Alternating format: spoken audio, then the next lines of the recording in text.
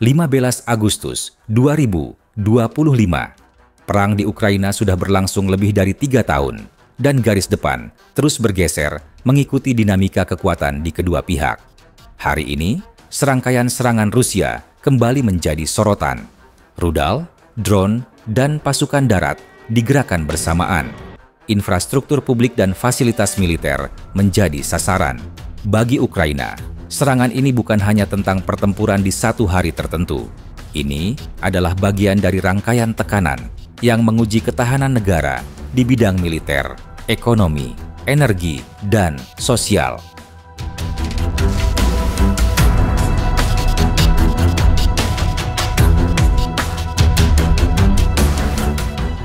Pagi hari, sistem peringatan udara berbunyi di beberapa wilayah. Tidak lama kemudian, rudal dan drone kamikaze Rusia menghantam Kherson, Donetsk, dan Kharkiv. Data awal menyebut sedikitnya 8 korban jiwa dan 18 orang luka-luka. Beberapa korban adalah anak-anak dan warga sipil yang berada jauh dari fasilitas militer. Selain serangan langsung ke wilayah Ukraina, Rusia juga melancarkan operasi terhadap infrastruktur di wilayahnya sendiri yang dianggap rawan infiltrasi. Di Oblast Volgograd, 2 stasiun kereta api menjadi sasaran. Salah satunya terbakar sebelum akhirnya api berhasil dipadamkan.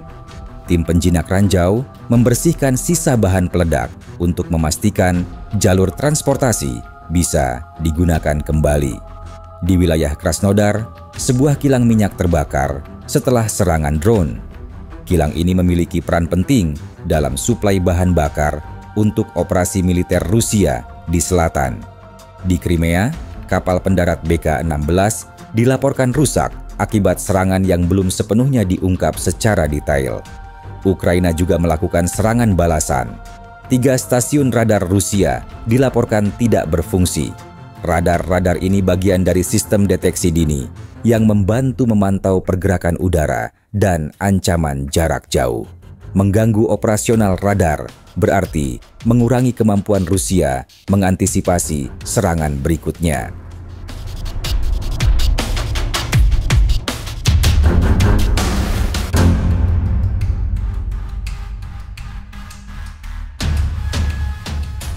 Di timur, sektor Pokrovsk-Dobropilia menjadi pusat pertempuran darat. Sejak 11 Agustus, Rusia meningkatkan tekanan di wilayah ini melalui ofensif besar-besaran. Unit-unit kecil dikirim untuk melakukan infiltrasi, memotong jalur pasokan, dan mencari titik lemah pertahanan Ukraina. Di Oblast Kharkiv, Rusia mengklaim telah menguasai Sobolivka. Pergerakan pasukan juga terpantau menuju Katerinivka dan Shcherbinivka. Wilayah ini memiliki nilai strategis karena posisinya bisa digunakan untuk mengganggu jalur logistik yang menghubungkan garis depan timur dengan pusat distribusi militer Ukraina. Bagi Ukraina, mempertahankan wilayah ini berarti mengalokasikan pasukan dan peralatan ke beberapa titik sekaligus. Kondisi ini membuat koordinasi logistik menjadi tantangan tersendiri. Apalagi beberapa unit cadangan masih dibutuhkan untuk pertahanan kota besar dan perlindungan infrastruktur vital.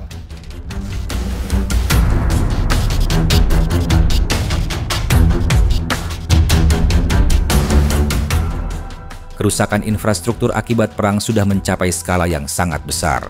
Bank Dunia memperkirakan biaya untuk membangun kembali Ukraina mencapai 524 miliar dolar Amerika Serikat.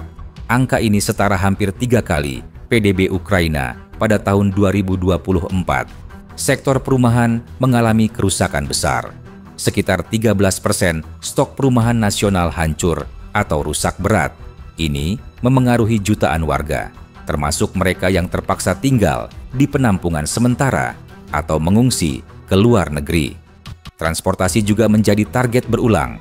Jalur kereta api, jembatan, dan pelabuhan yang rusak membuat distribusi barang dan logistik militer menjadi lebih sulit. Setiap kerusakan berarti biaya tambahan dan keterlambatan pasokan di medan perang.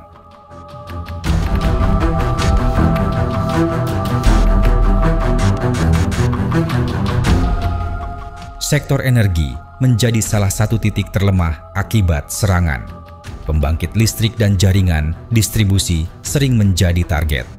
Pemadaman bergilir menjadi hal yang biasa di banyak kota. Menjelang musim dingin, kapasitas pasokan diperkirakan tidak akan mencukupi kebutuhan nasional. Krisis energi ini bukan hanya memengaruhi rumah tangga, tetapi juga industri dan fasilitas publik seperti rumah sakit. Ketergantungan pada bantuan energi dari Eropa meningkat, namun distribusinya tetap menghadapi kendala karena risiko serangan lanjutan.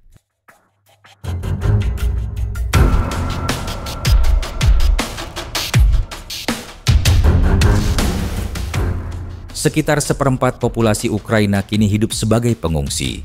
Lebih dari 5 juta orang berada di luar negeri, sementara jutaan lainnya berpindah secara internal. Sistem pendidikan juga terdampak. Banyak sekolah tutup dan sebagian yang tetap beroperasi harus memindahkan proses belajar ke ruang bawah tanah. Anak-anak tumbuh dalam suasana penuh peringatan udara dan ancaman serangan yang menimbulkan beban psikologis jangka panjang. Korban sipil pada paruh pertama 2025 telah melampaui 6.700 orang. Angka ini belum termasuk mereka yang mengalami luka permanen atau trauma akibat kehilangan keluarga.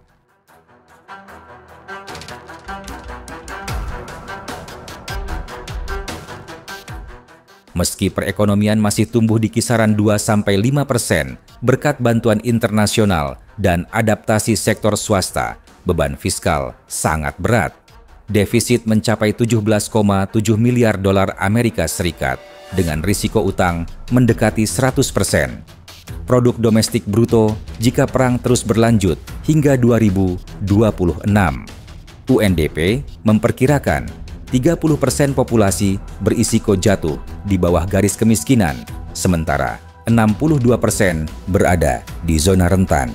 Biaya hidup yang tinggi, kehilangan pekerjaan, dan kerusakan fasilitas publik memperburuk situasi.